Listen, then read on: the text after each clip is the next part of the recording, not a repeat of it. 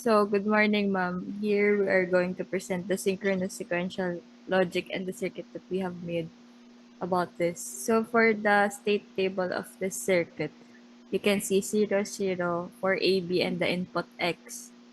And then the next state would be 0 as well. So, 0, 0, 0. And then the next state would be 0 as well.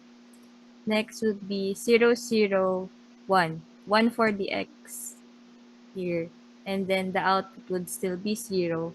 And when you tick the clock, the next state would be 0, 1. Here, 0 and 1. Then next is 0, 1, 0. B, yung 1 here. And then the next state would be, the output would be, ito, 0. And then when you click 1, the next state would be 0, 0.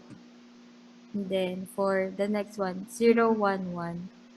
0 for A, 1 for B, then 1 for X. When you tick the clock, the next state would be 1, 1. The output is 0. And then 1, 0, 0. 1 for A, 0 for B, 0 for X. 1, 0. Next state would be 0, 0. 1, 0, 1. 1, 0, 1. The next state would be 1, 0. And then 1, 1, 0. 1, 1, 0. 1, 1, 0. The output is 1. The next state should be 0, 0.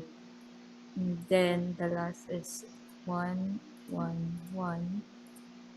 The output is 0. The next state would be 1, 0.